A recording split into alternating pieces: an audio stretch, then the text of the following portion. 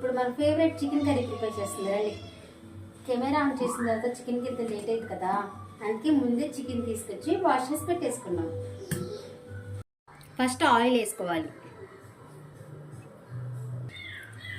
Oil heat అయిన తర్వాత దాల్చిన చెక్క వేసుకోవాలి. దీని పేరేంటో సరిగ్గా తెలియదు ఫ్రెండ్స్ నాకు, ఇది కూడా యాడ్ చేసుకోవాలి. దాని తర్వాత లవంగాలు ఒక 4 యాడ్ చేసుకోవాలి. అవి ఫ్రై అయిపోయిన తర్వాత అల్లం వెల్లుల్లి పేస్ట్ యాడ్ చేసుకోవాలి. అల్లం వెల్లుల్లి పేస్ట్ పచ్చి వాసన పోయేంత వరకు ఫ్రై చేసుకోవాలి.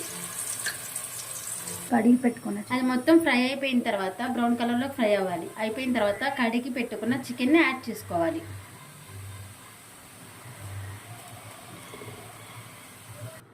ఒక టేబుల్ స్పూన్ పసుపు,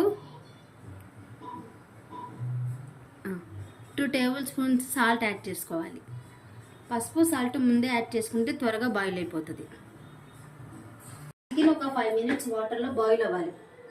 దానికోసం అని చెప్పి మీరు బోర్లెస్ వాటర్ పట్టద్దు, ఆల్రెడీ చికెన్లో వాటర్ ఉంటాయి, ఆ వాటర్తో బాయిల్ అయిపోయింది.